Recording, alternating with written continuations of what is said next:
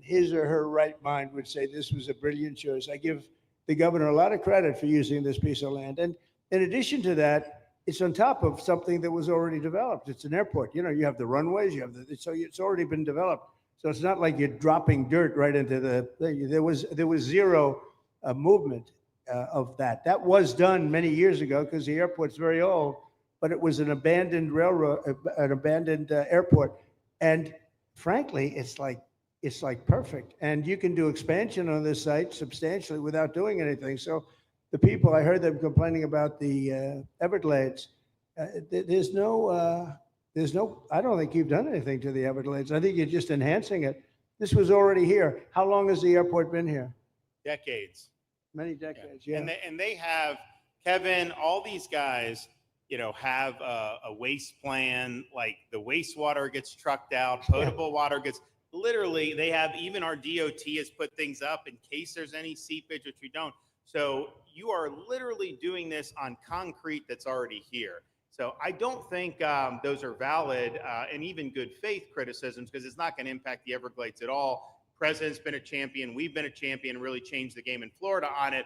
I think it's just people don't want to see illegal immigrants deported, and that's their ideology, and they have a right to that.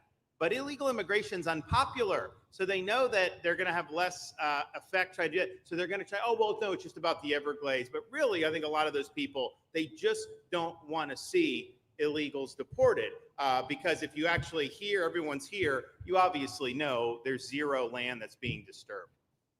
Well, you know, when we talk about popularity, though, I will say I ran on the issue of illegals and we have to get them out. And I won 82% on that issue.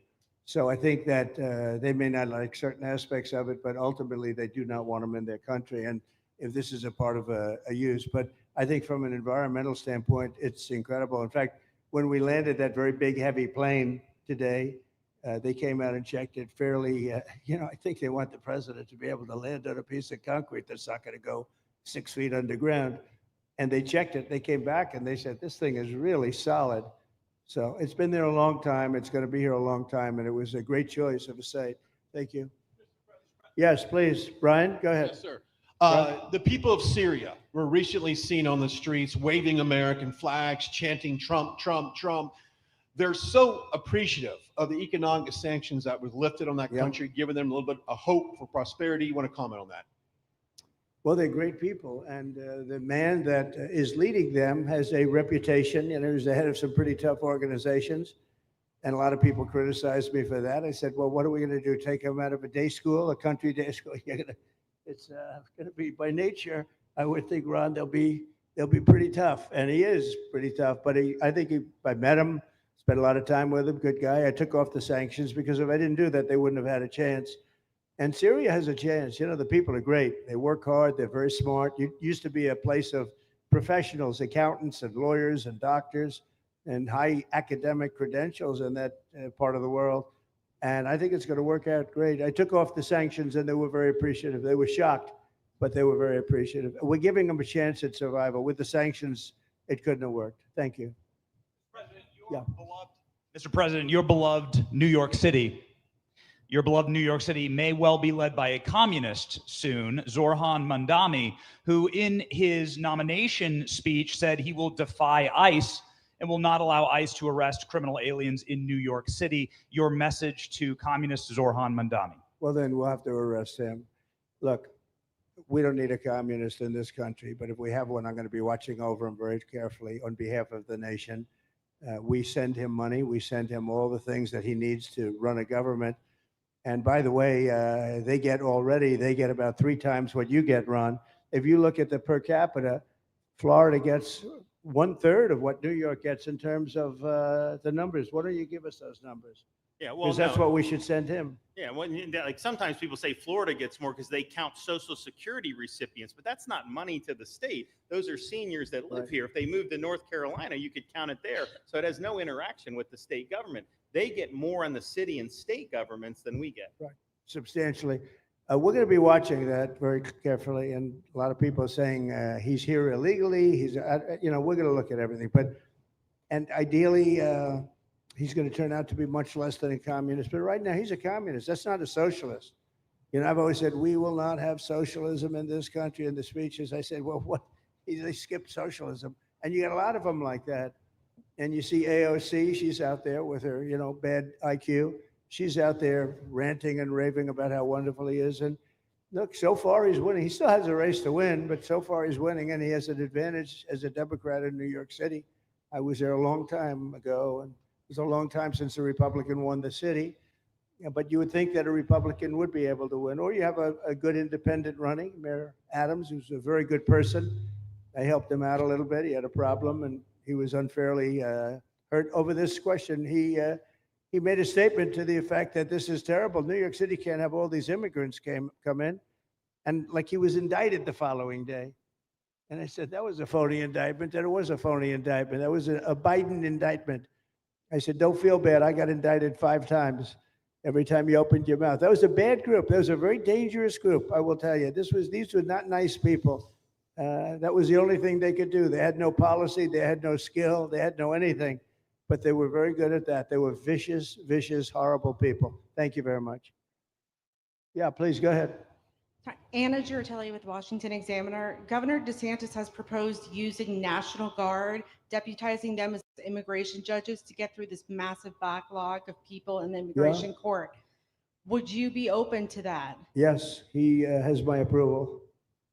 Okay. That wasn't too hard to get, was it? Front.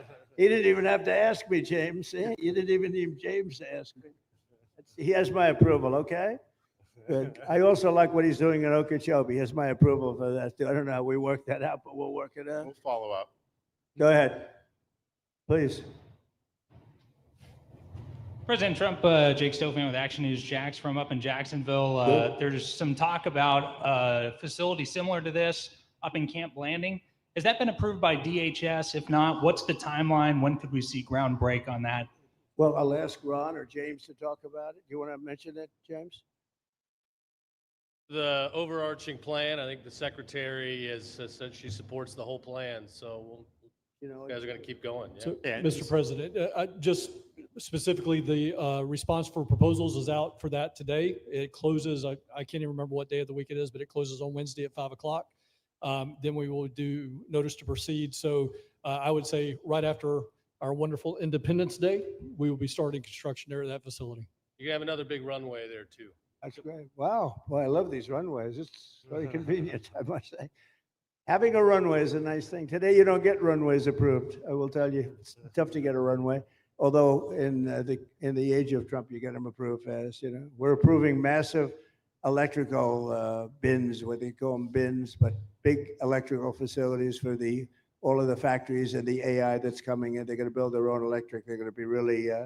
They're going to be made into electrical providers. They're going to have a lot left over. They'll put it into the grid. I think, well, you know, they're going to end up doing so much. They'll put it into the grid. Won't even cost anything from their standpoint. But so we have a lot of that happening. We get approvals fast. So, but I was just saying runways are hard to get, but we'll get them now. But in the past, I would say over the past 30, 40 years, when you could get a runway, that was considered gold. Okay, please, go ahead. Go ahead. Sure.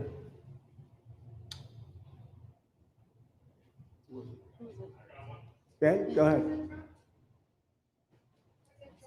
Yes. President Trump, Laverne McGee, News 6 Orlando. You have fulfilled several campaign promises along with the help of Governor Ron DeSantis. What is the next campaign promise that you plan to fulfill to the American people? So we have turned this country around in less than 6 months. And when I was away and I was telling Ron, I was telling some others, I've said it a little publicly, I guess, but I met a lot of very important people. The King of Saudi Arabia, I was there 2 weeks ago, and Qatar, the leader of Qatar, who's great, and the leader of UAE, who's great. These are very substantial people, very smart people, and good people.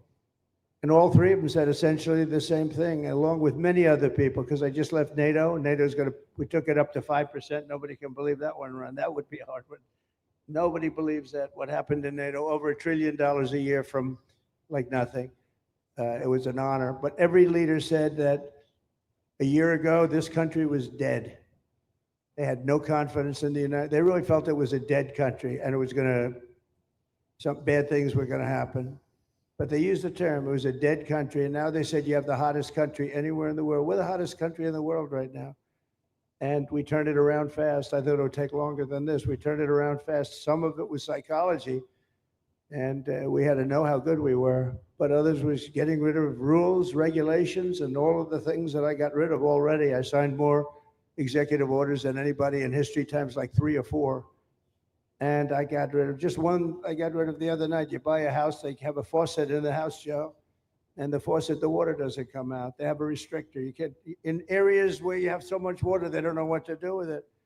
You have a shower head, the shower doesn't, you think it's not working. It is working. The water's dripping out. And that's no good for me. I like this hair nice and, I like that hair nice and wet. Takes you, you have to stand in the shower for 20 minutes before you get the soap out of your hair. And I put a thing in, and it sounds funny, but it's really not. It's horrible. And when you wash your hands, you turn on the faucet, no water comes out. You're washing, the water barely comes out. This was done by crazy people. And I wrote it all off and got it approved in Congress so that they can't just change it, because I did it in my first term. Everyone was so happy. And then one of the first things that Biden did when he came back is he put the restriction on showers, toilets, and sinks. Put this restriction, and washing machines. The washing machine, they give you like a quarter of this bottle to do your clothing. And people needed 10 of these bottles. And the people came to me from Whirlpool, and they said, we can't make a machine that's competitive. We can't make a machine anymore. It doesn't work. Why? They don't let us use water. Do you have any problems with water? No, we have so much we don't know what to do with it. You know, it comes down from heaven, right? And I approved all of that, the washing machines, the whole thing. The dishwashers, that was the other one. They give you like this much water right up to there to do your dishes. So people, you know what they do? They keep pressing the button. So they end up doing the dishes 10 times. They end up using more water than you would have used if you did it right in the first place. So all of that stuff has been written off. It sounds crazy. It's little things. The straw, I let you go back to a plastic straw.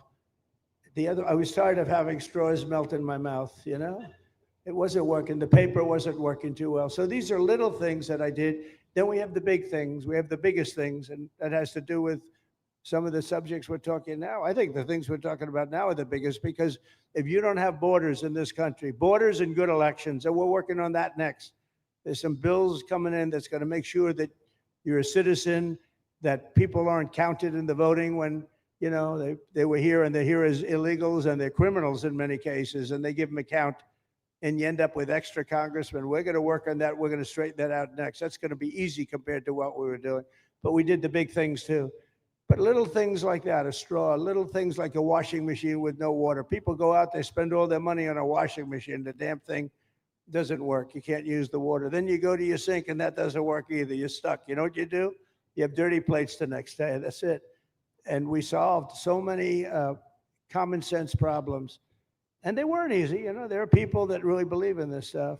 But, you know, most states have so much water, they don't know what to do with it. And look at North Carolina. I mean, they had a lot of water. And they have to get restrictors on their, you know, on their kitchen faucets. So we're very proud of the things we did, and we're going to do a lot more of them. Yeah, please, go ahead.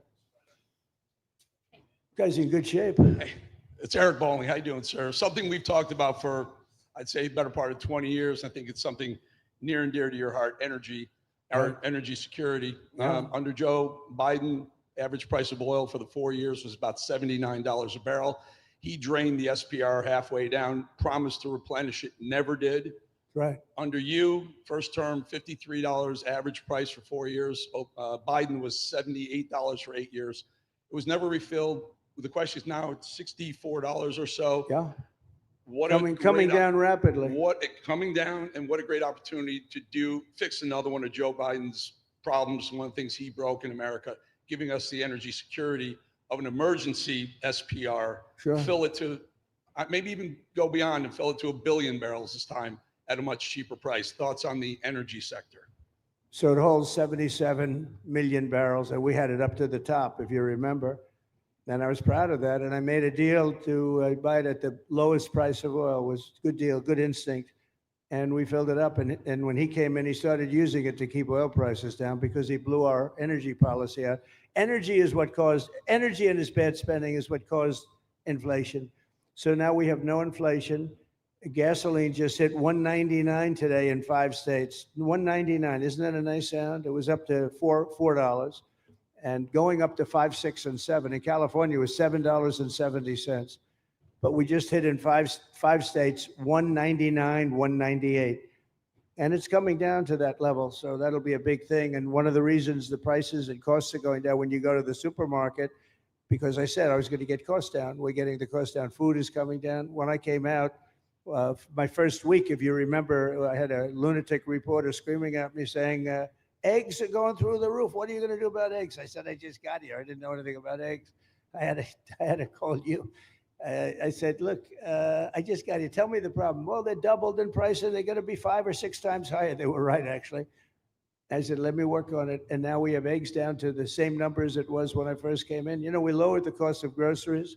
A simple word like that, groceries, it was like almost a strange word. I hadn't heard the word in so long, but what could be more beautiful than the word grocery? And we have the prices way down. We have the energy way down. Energy brought the groceries down, if you want to know the truth. And, you know, so we think we're going to get it lower, and we're going to fill up the it's called the Strategic National Reserves. I had it topped out, and this guy would use them every time before the election. He'd use them whenever they had an election. It was artificial. But believe it or not, as big as that are hundreds of millions of barrels of oil, all filled up at low prices. But it was really meant for wars, and it wasn't meant for keeping your prices down during a holiday so that somebody could get elected. But they used it, and they didn't bring it. The only mistake you made, they didn't bring it a little down. They brought it right down to the bottom. The thing is practically empty.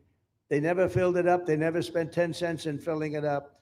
And we'll do that. When the market is right, we'll fill it up. I want to fill it up when the market's right. Thank you. How about one more question? Okay, please, in the back. Dana Marie McNichol, Fox News Channel. Mr. President, is there an expected time frame that detainees will spend here, days, weeks, months? And does that have anything to do with the immigration judges you just spoke about being trained and staffed here? When you say, what was the first part of your question? Is there a specific time frame you expect the detainees to spend here, days, weeks, months? In Florida? Yes, here at Alligator Alcatraz. I'm going to spend a lot. Look, this is my home state. I love it. I love your government. I love all the people around. These are all friends of mine. They know them very well. I mean, I'm not surprised that they do so well. They're great people. Ron has been a friend of mine for a long time. I feel very comfortable in the state. I'll spend a lot of time here. I want to, you know, for 4 years, I've got to be in Washington, and I'm okay with it because I love the White House. I even fix up the little Oval Office. I make it, it's like a diamond. It's beautiful. It's so beautiful. It wasn't maintained properly, I will tell you that. But even when it wasn't, it was still the Oval Office, so it meant a lot. But I'll spend as much time as I can here. You know, my vacation is generally here because it's convenient. I live in Palm Beach. It's my home. And I have a very nice little place, nice little cottage to stay at, right? But we have a lot of fun, and I'm a big contributor to Florida, you know, pay a lot of tax. And a lot of people move from New York, and I don't know what New York is going to do. A lot of people moved to Florida from New York, and it was for a lot of reasons, but one of them was taxes. The taxes are so high in New York, they're leaving. I don't know what New York's going to do about that, because some of the biggest, wealthiest people and some of the people that pay the most taxes of any people anywhere in the world, for that matter, they're moving to Florida and other places. So we're going to have to help some of these states out, I think. But thank you very much. I'll be here as much as I can. Very nice question. With that, I'd like to just end by saying I want to thank Ron and James and all of the people that have done such a great job, all of your staff. Really fantastic work.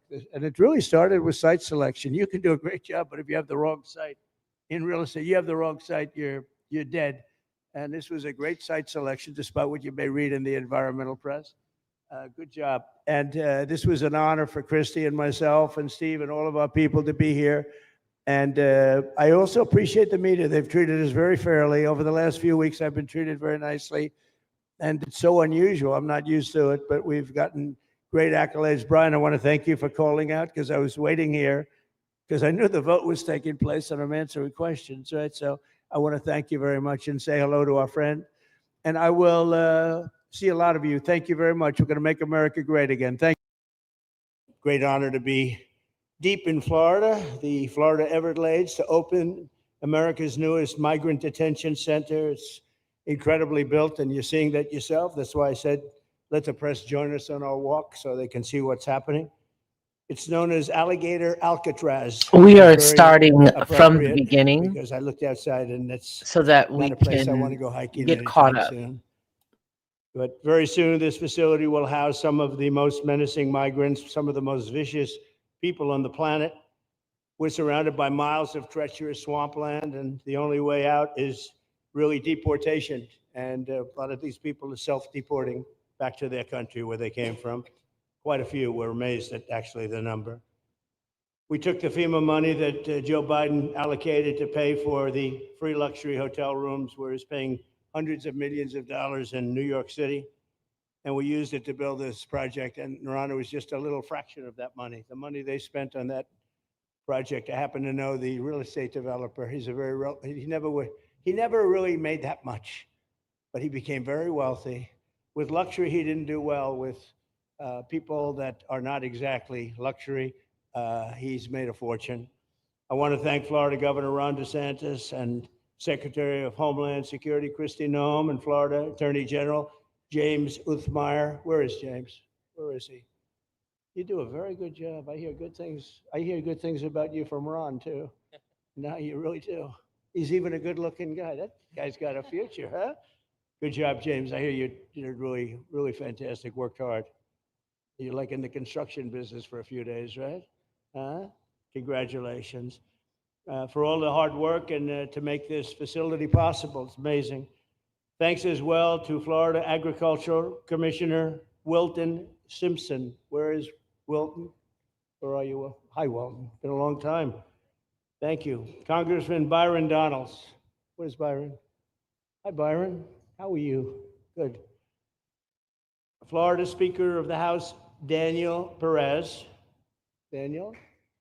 Daniel, thank you, Daniel. Why, you didn't want to sit up here with us, Daniel? Executive Director of the Florida Division of Emergency Management, Kevin Guthrie. Hi, Kevin. Good job. Acting Director of ICE, Todd Lyons. Todd, great job. And Senator Joe Gruters. He is a great guy. Where is Joe? We love Joe. Thank you very much. Thank you. Thank you, Joe. Joe is great. With the help of those incredible Border Patrol agents, we now have the lowest level of daily border crossings ever recorded. As you know, last month, the month of May, just got released 2 days ago, the number of illegal aliens into the United States was zero. Even I find that hard to believe. That somebody must have gotten it, I think. I don't know, but they say zero. And the people that count them are radical left Democrats. So when a radical left Democrat tells me it's zero, I believe them. But there's still much work to do. In the 4 years before I took office, Joe Biden allowed 21 million people, that's a minimum, I think it was much higher than that, illegal aliens to invade our country. He invaded our country just like a military would invade. It's tougher because they don't wear uniforms. You don't know who they are. More than the populations of New York City, Los Angeles, Chicago, Houston, Phoenix, and Philadelphia combined. That's what came into our country from prisons, from mental institutions, from street gangs, drug dealers. It's disgusting. This enormous country-destroying invasion. Just so that all of us know, I want to welcome all of my mods for keeping everything together. Frank Nitty, as well as Black Spring with Autumn. And I did see one other mod here, Tonette. Hello, and thank you for you all being here. We are watching the president's participation in a roundtable that took place, or that is now folding in Florida, because they were just now finishing up. When we came in at the middle portion. And so now I thought it'd be best for us to go back and sort of get caught up on some of those little pieces, because I personally did want to hear about the Alcatraz type of detention center, as it were. Anyway, we're going to go ahead and pick back up, but I just wanted to say hello, acknowledge all of my mods and everyone that's watching, as well, to let everybody know exactly what it is we're watching. All right, here you go. Has swamped communities nationwide with massive crime, crippling costs, and burdens far beyond what any nation could withstand, no nation could withstand what we did. And we're in the process of doing it, but we have some great people doing it now. And you see them up here with me, but it's, I'd call it like an unforced era. It's sort of like men and women sports. It's sort of like transgender for everybody. How could they have done this to our country? And we're never going to forget it. Last year, 15% of all the hotel rooms in New York City were used to house illegal aliens at costs that they never got for luxury. They never got this much for luxury people coming in from the wealthiest places on earth. They made more money with the illegal immigrants, with many rooms costing more than $300 a night, 6 times the rent of a typical American family.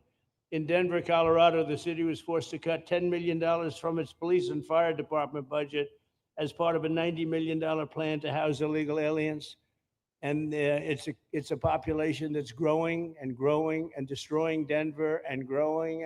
And again, it's destroying Denver, and it's destroying many other cities too. Likewise, one of the city's largest hospital system is drowning in unpaid medical bills, unpaid in the billions, after their emergency rooms were flooded with tens of thousands of illegals, leading to the closure of critical services. And these are really critical services. They can't even keep them open for American patients. The American patients were treated worse than any illegal immigrant. In Los Angeles, 1 in every 4 students in the public school system is from a household headed by an illegal, and most of them don't speak English. So they're in a school system and they don't have interpreters. They don't have anything. They don't speak English. What a mess. What a mess. Unforced error. All these people allowed to come in. The United States is now spending $78 billion a year on translation. Okay, think of that. $78 billion a year on translation, and smaller numbers on special education programs for non-English speakers in our public schools. So $78 billion, I think that's not a mistake. I would say $1 million maybe, hundreds of thousands of dollars, $78 billion, Joe, on translators and non-English speaking work. Federal government, the Justice Department, it's more than twice the cost of maintaining the United States Justice Department, what we're spending on translation and other things to help. In total, the average illegal alien costs American taxpayers an estimated $70,000. That's each, $70,000. I think that number is even low. If you care about balancing the budget, the single most impactful step we can take is to fully reverse the Biden migration invasion. One of the worst invasions we've ever had. We've never had an invasion like this. We've had invasions, but we've taken care of them. We've never had an invasion like this, and it's with us. And we have some very bad people out there looking to do big harm. That's why the One Big Beautiful Bill includes funding for 3,000 new Border Patrol officers and 10,000 new ICE agents. And I've gotten to know the Border Patrol and ICE very well. Unlike Kamala, she was the border czar, but she never saw the border.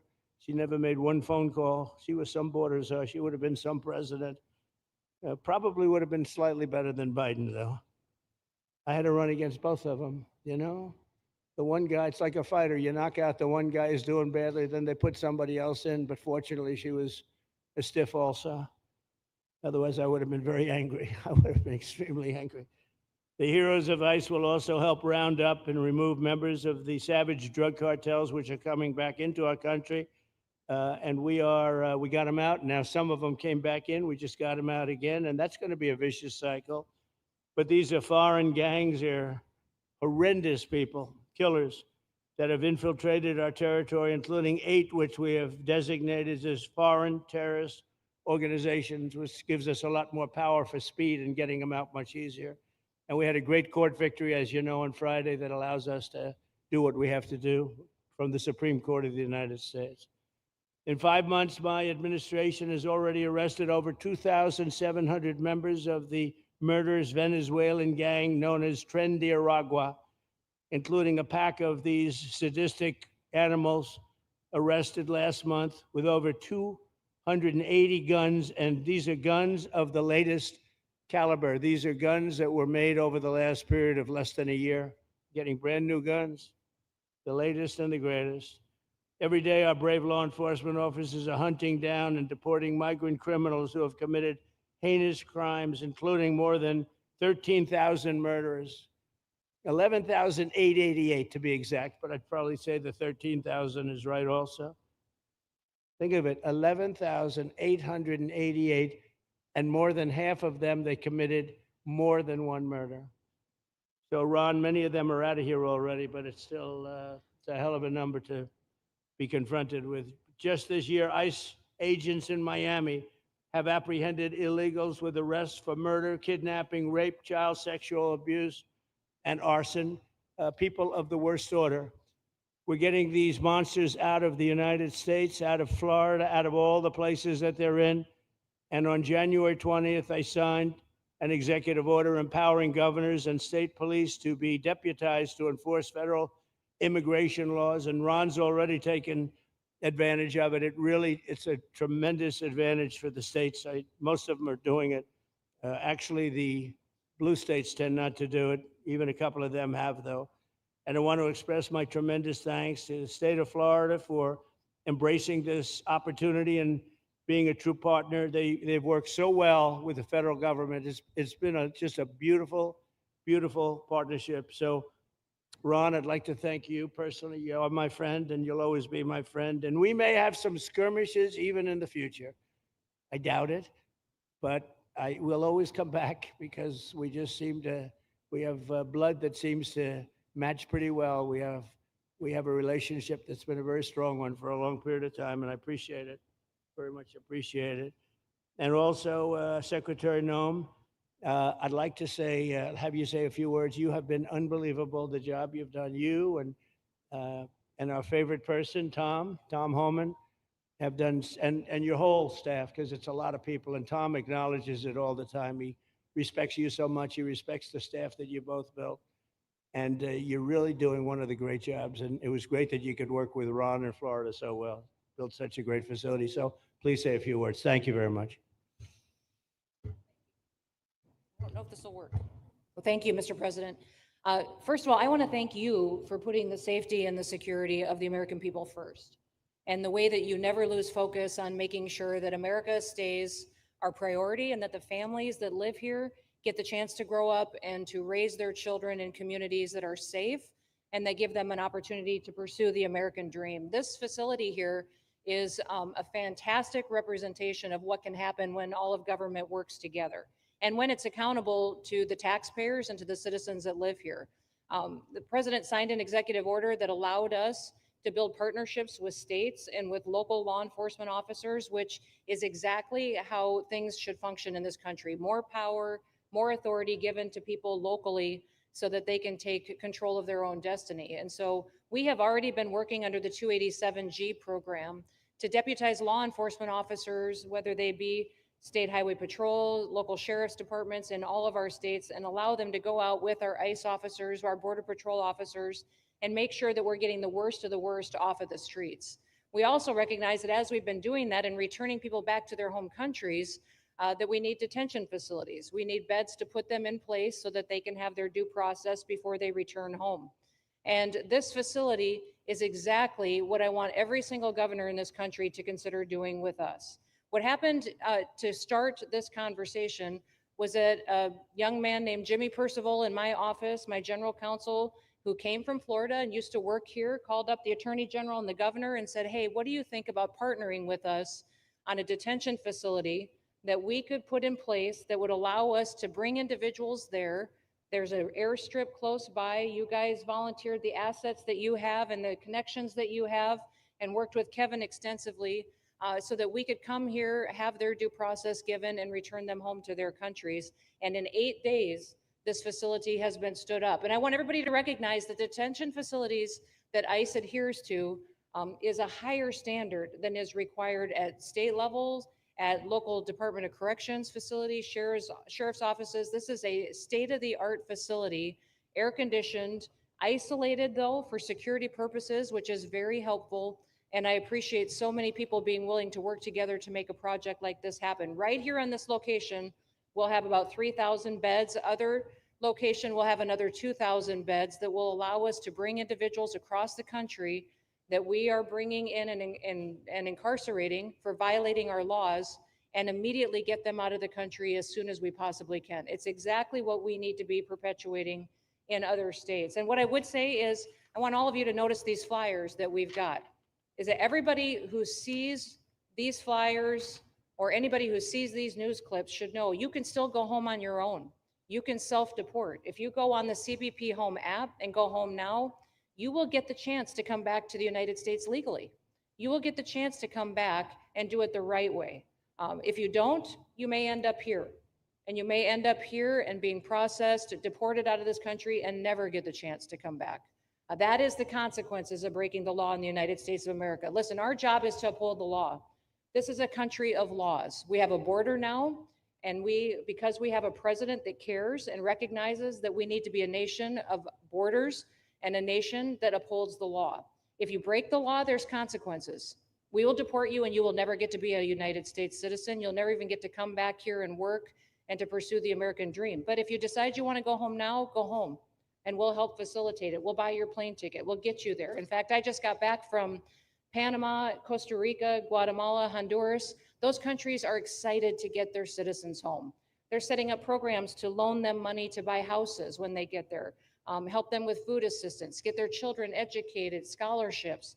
They want their citizens that are living here in the United States illegally to come home and to be a part of their economy and help their countries grow. So this is a win-win for everyone. And I just want to end, Mr. President, by thanking our law enforcement officers, by thanking our ICE officers and our Border Patrol officers for what they do every day. They are out on the streets and violence against them has increased over 500% since Trump has gone back into the White House, because he's upholding the law and because a bunch of liberals, socialists, and Marxists are out there lying about what President Trump is doing.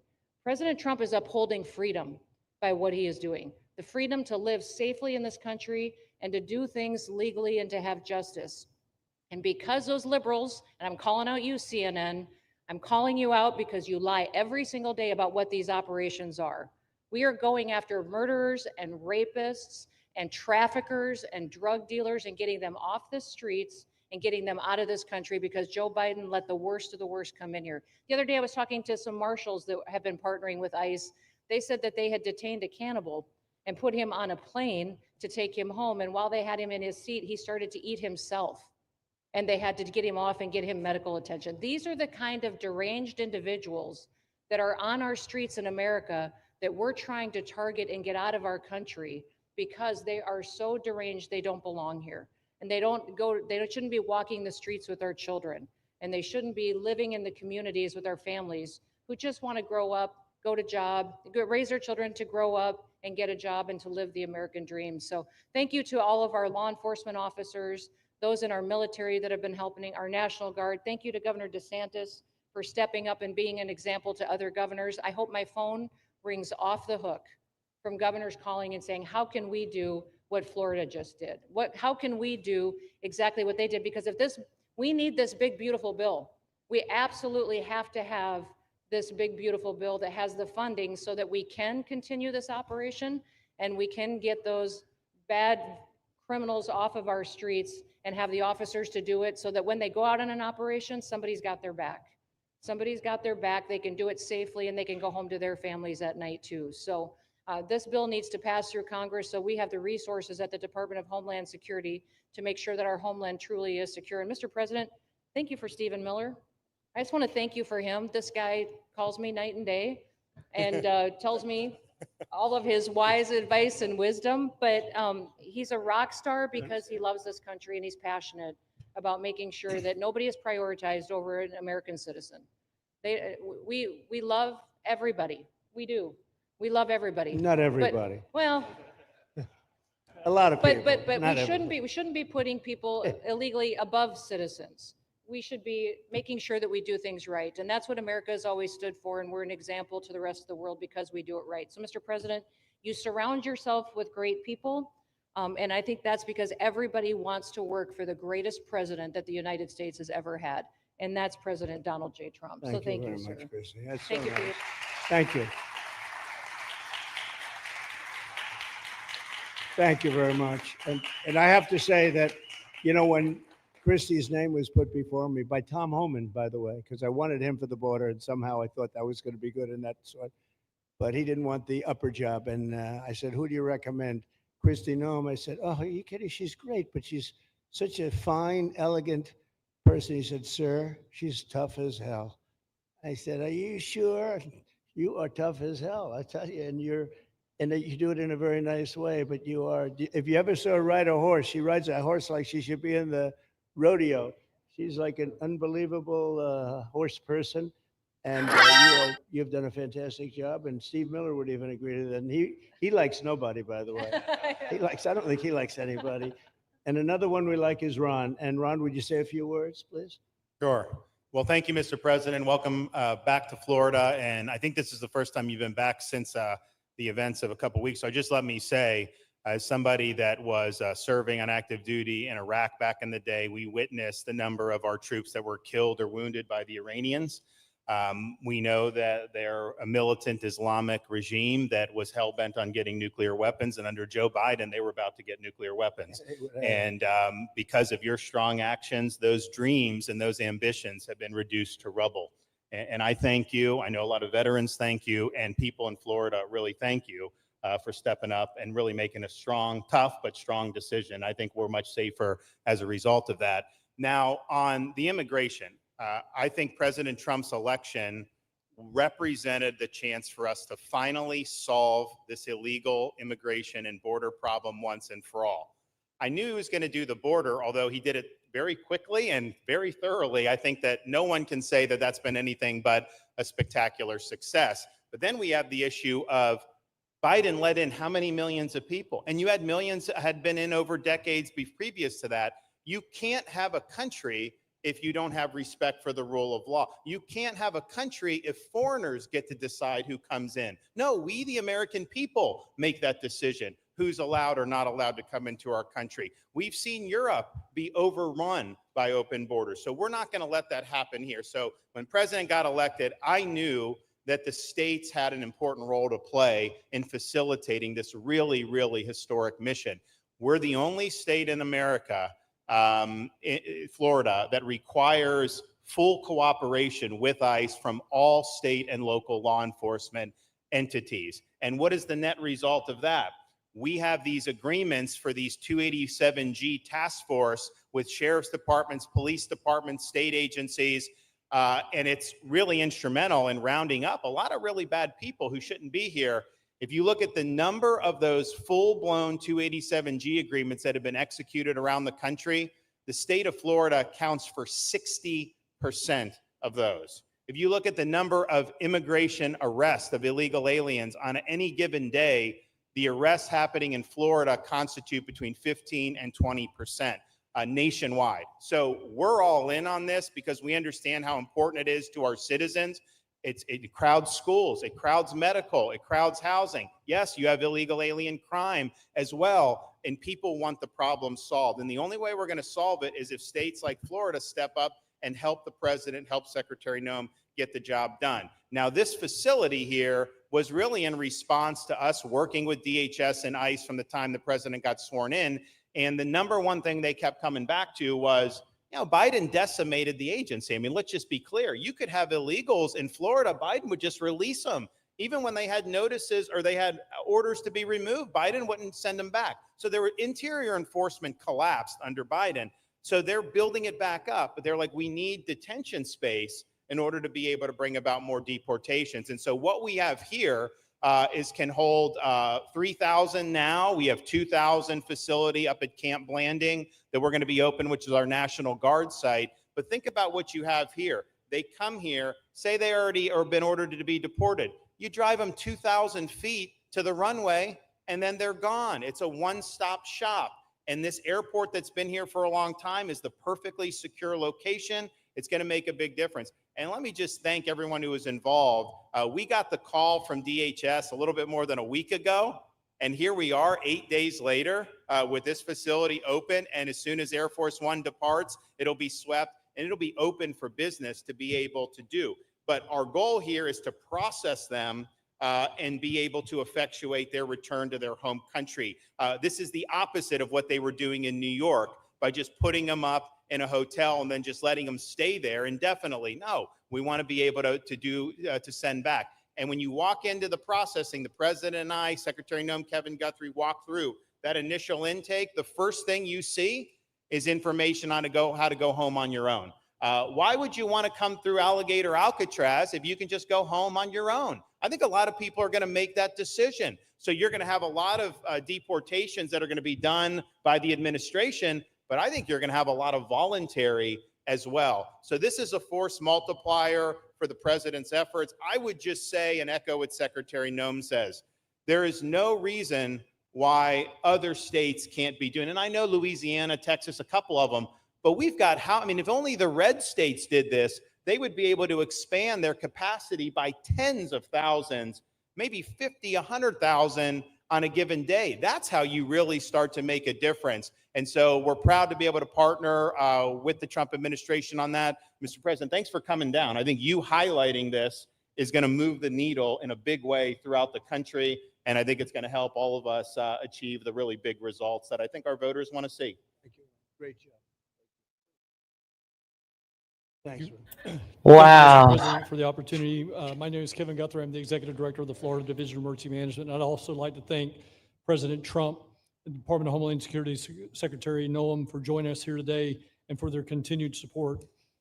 I want to thank first by thanking the man to my right, and that's Governor Ron DeSantis, whose bold leadership and swift action made this project possible. Make no mistake, this facility would not be standing here without the President, the Secretary, and the Governor's vision and determination to uphold the rule of law. Florida is and will always be a law and order state. Even before the President took office, the Governor made it clear that illegal immigration would not be tolerated in the state of Florida. When the President and the Secretary asked Florida to help, the Governor empowered our state and private partners to work collaboratively and deliver real results on a rapid timeline.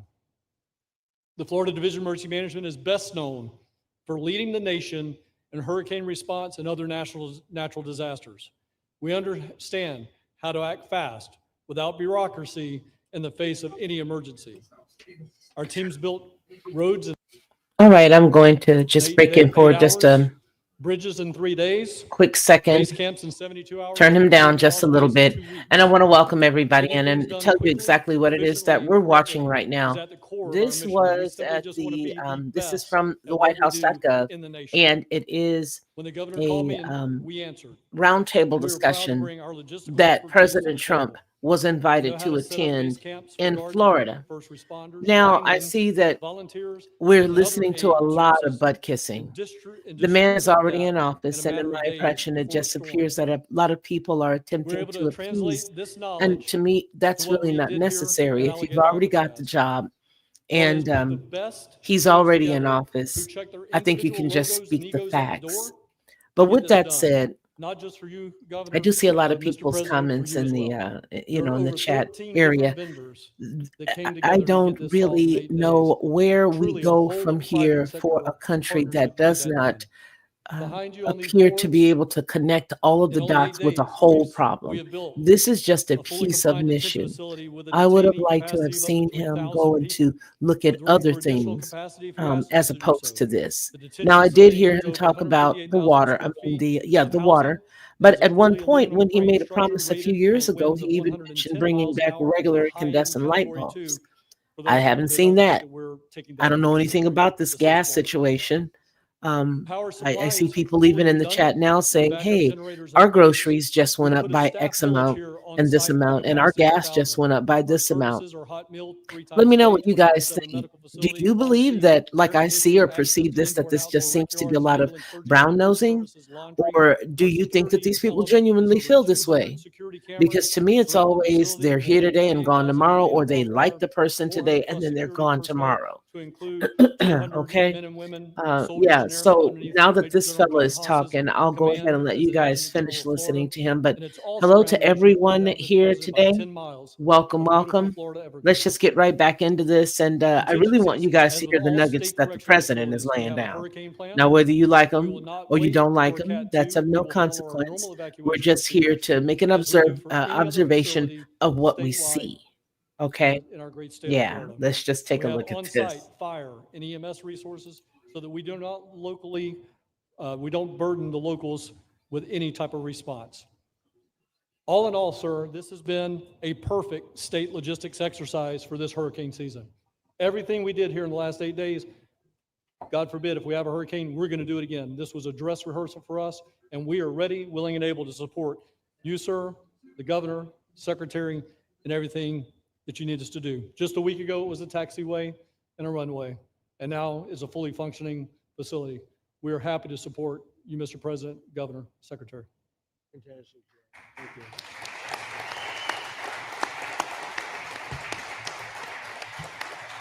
Byron, please.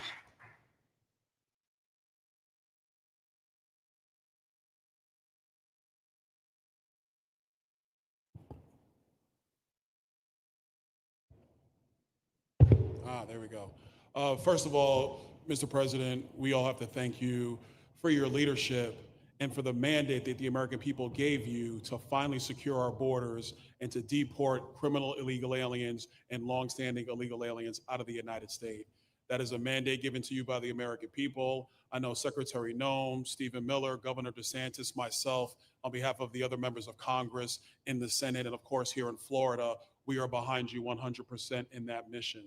To the governor, I really appreciate you and commend you for your leadership on this, taking swift, decisive action to building this facility. One of the things that has occurred because of the work you did earlier this year with the legislature is that our sheriffs are out there every single day. They are arresting these criminal aliens in our streets, and they're seeing some backlog in their jails. So this facility primarily goes to address some of that backlog and then to help us fulfill the mission that the president has led us to. So Governor, thank you for your leadership and thank you for your decisive action on this. It really does mean a lot to all the people of Florida, of course, the people of the 19th Congressional District. Secretary Noem, I mean, what can I say? The president's right, you're double tough. So we appreciate all your leadership. You and Tom Homan have been doing a great job. And I'm actually going back to DC after this because we have to vote on one big, beautiful bill in the House. We have to get that to the president's desk so we can get you the resources that you need to fulfill the mission that the American people have asked us to do. I totally agree with what Mr. Guthrie has said. This is a logistical marvel when something like this occurs. We've seen Florida Department of Emergency Management answer the bell time and time again. The governor has said we need to accomplish this, and DEM gets that job done. And we had a side conversation about, I know there were some concerns. People were like, well, what happens if a hurricane comes? What happens if this happens? And I looked at Kevin Guthrie and I said, you already have a plan, don't you? And he goes, of course we have a plan. You know that we do. This is what Florida does, Mr. President. And so I want to commend you for your leadership and your vision on this. Governor, thank you for all that you've done with your vision and determination. Secretary Noem, we're going to get the bill done so you get the resources you need. See you, sir. Thank you very much. Oh, thank you. Wow. Thank you. You know, I'm waiting, listening to these wonderful words, and they are music to my ears, but I was also wondering how we're doing, because I know this is prime time. It shows that I care about you because I'm here and I probably should be there, but we do care. Thank you very much. James, please. We're all happy now, James. Yeah. Well, I can speak on behalf of all of our sheriffs, state law enforcement, our police chiefs. We are going to continue to make arrests, our pedals to the metal, as many as we can. We want to fill this place up. The governor and Kevin have shown they can build bridges in 3 days, so why not some detention facilities? Hopefully there's more to come. And you really kind of were the inspiration for this. We like the idea of reopening the original Alcatraz. I don't know if that can happen or not, but we thought, hey, we've got our own natural Alcatraz in the middle of the Everglades. Great runway, great perimeter. So let's make it happen. In Florida, we walk the walk, and we will deliver for all of you. Thank you. Well, I heard you were responsible for the locational pick, and you cannot have picked a better location. I said, whoever the hell made this choice, I know you take it a little heat from some environmental groups, but I take it all the time, and that's an honor. But I heard you were very responsible for that choice, and that was a big choice. Thank you very much. Great job, James. Thank you. You want to finish over here, and then we'll go over here, and we'll go back and celebrate the big, beautiful bill that you just got passed. You sure that's right, Brian? Yeah, all right. Wow, good. He's doing a good job. Right. Wow. Mr. President, first of all, I just want to say how grateful we are that you're back here in your home state of Florida. You've been doing an amazing job, not only at our border, but around the world, keeping this Thank you. country safe and Americans. We are grateful for your leadership. God had a Thank plan you, for Will. us, and it was Donald Trump. So thank you for that. As a member of the Immigration Board and as the Commissioner of Agriculture of this state, I've been happy to help lead with the governor and the rest of the cabinet on this issue. We're very proud Secretary Noem's here today and others to represent not only the United States in our efforts to make this commitment to keep our citizens safe, but we're going to continue in Florida to remove the barriers to have your vision come true of a safe United States. We're going to get these illegal criminals out of this state, and we really appreciate you and your leadership in this effort. So thank you for being Thank here you today. very much. You're doing a great job too. Thank you. Thank you, Mr. President. Joe Gruters, State Senator. I'm a member of your Homeland Security Advisory Council, your Vice Chairman. Thank you for that appointment. And thank you for coming back to Florida and everything that you do. Every single day you are delivering on the promises that you promised to us at all of the events you've done throughout the years, but specifically this last campaign. You deserve all the credit for everything, and you are surrounding yourself with incredible people like Secretary Noem, Stephen Miller. And just like your big, beautiful bill here in Florida, there was a lot of commotion about our immigration bill. And we had 3 B's in that: beds, badges, and bad guys. And this goes right along with our beds and the resources. And I give the governor, Ron DeSantis, a lot of credit for stepping up and making sure that we all work together, because at the end of the day, even if sometimes there are skirmishes, as a result of the back and forth, we ended up with a better bill. And we all win. And what we're doing here in Florida hopefully will happen all across the country. You've done, your leadership is amazing. Keep up the great work, and just know that Florida loves President Donald J. Trump. Thank you very much, Joe. Appreciate it for a long time. Appreciate it. By the way, Okeechobee is something that we did together also. And that was a lot of money spent. I hope it was well spent. I know we did a Rolls Royce job, but it's a lot of money that we spent out there together. And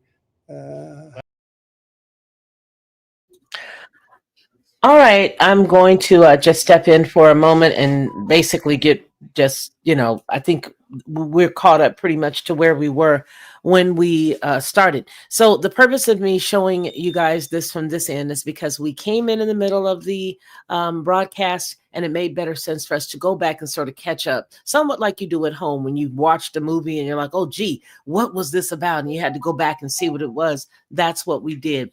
And so there are some people who may be wondering exactly, what's going on and how we ended up in Florida today. So we're going to take a look, and I'll just get everybody caught up, because there's sometimes people who don't know. Sometimes people are busy. But today, what President Trump did, what we just got through seeing, was him visiting the new immigration detention center in Florida. That's the Florida Everglades, for what's expected to be the site of the official opening, showcasing what critics are condemning as an inhumane makeshift prison camp, and what supporters are embracing as a national model for aggressively ramping up detention and deportation efforts. Now, Florida officials, which are some of the individuals that you saw there, and again, that the reason why I ask you guys, what did it look like to you? Did it look like anybody had a little, smear on the bottom of their nose or something? Because to me, it did. It was over the top. And so that's who he was meeting with today. And apparently, I guess maybe they just didn't expect to see him. And so everybody just said, went a little overboard with, embracing him. But it was all of the individuals there that are working with Ron DeSantis, all of the officials. Now, the area itself is supposed to be located in an isolated airfield about 45 miles west of downtown Miami, and is surrounded by swamps filled with mosquitoes, alligators, and pythons. And it's actually dubbed as the Alligator Alcatraz by state officials. And supporters say that the reference to the notorious federal prison and the harshness of the conditions at the facility are meant to be a deterrent. Here's a quote. There's really nowhere to go if you're housed there. If you're detained there, there's no way out of Florida. That's what the Florida says, that the Florida governor says. And I'm a little distracted now because this phone is just going berserk. But at least you know I'm a real person and not AI. Anyway, that was good. I actually like that one. Turn that off. All right, so that's where they are. The Florida Attorney General said in an interview with the conservative media commentator Benny Johnson. That's what he said. Now, here, listen to this. The Florida Republican Governor Ron DeSantis confirmed yesterday that Trump will attend what's expected to be the official opening of the facility, which has an estimated cost of $450 million a year. The expenses are to be incurred by Florida and reimbursed by the Federal Emergency Management Agency. I've got to stop because I'm getting some ideas and thoughts coming through my head. Want to run them by you guys. Do you see this as a positioning of a place that could be similar to that of Alcatraz, and that eventually it could be used for American citizens that are accused of heinous crimes? I'm going to put a pencil there and let you respond in the chat. I'm waiting to see what you guys have got to say. Because to me, I don't see this as just being a detention center like that. I see it as being an opportunity for them to have that there and to utilize that in the future. That's what I believe. Does anybody else agree with me in that? Or could you see that? I can see that. I can see that. Okay. Nonetheless, that's what I think that it definitely could be. I could see this place in the next 10 or 15 years not having almost no one being detained, but a lot of people, for whatever the reason, being placed there for whatever the reason. Because once it's erected in a state, you don't necessarily have to do that. You can do whatever you want to do with it. Now, here's a quote. When the president comes tomorrow, he's going to be able to see it. This is what DeSantis told the reporters, and he says, I think tomorrow it'll be ready for business. The governor, who unsuccessfully challenged Trump for the Republican presidential nomination last year, said that he spoke with the president over the weekend, and that he said that the site obtained approval from the Department of Homeland Security. So that's what that is. That's what that's about. Just thought we'd, get ourselves acquainted with exactly what it was he was doing and why he was located in that area. But I don't see anybody answering the question that I posed.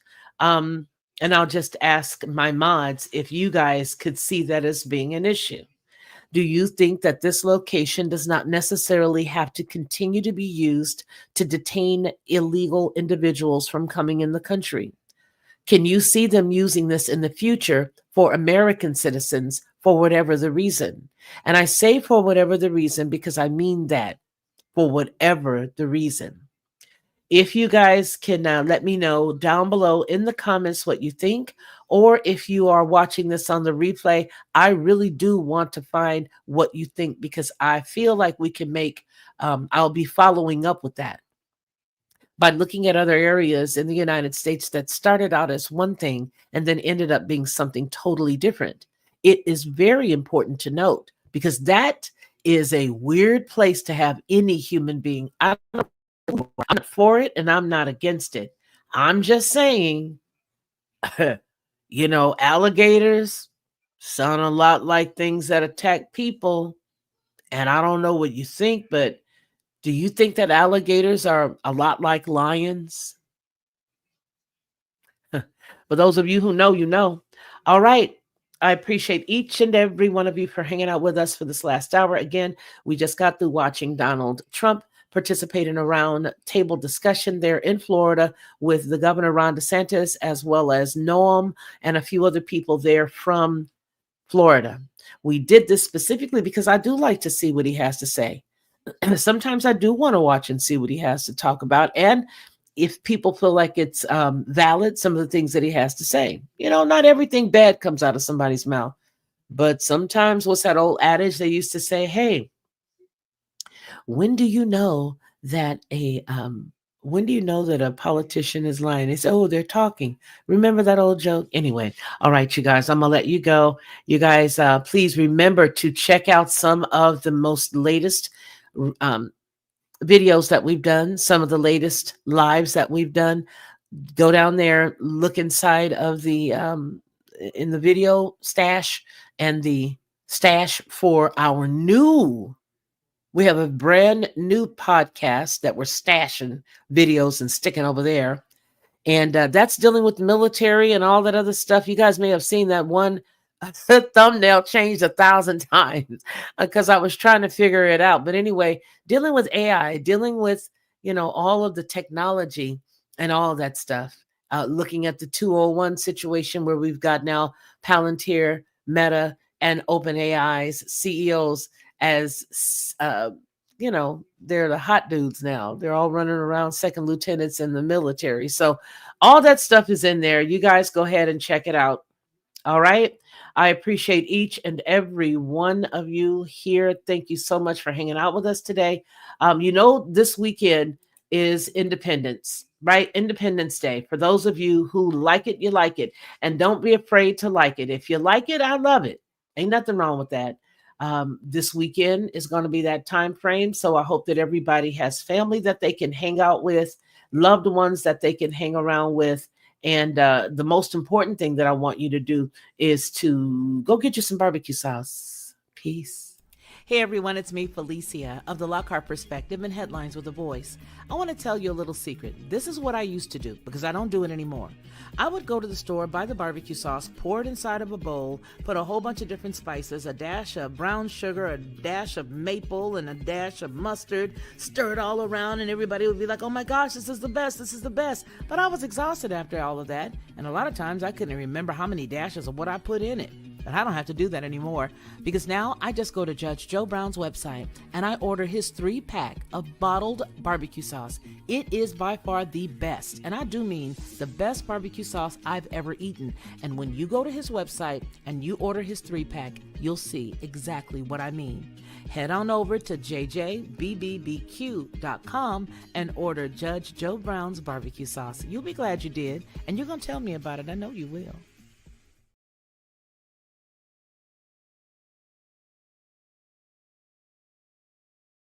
To receive instant notification each time I upload, please hit the subscribe button and the bell notification.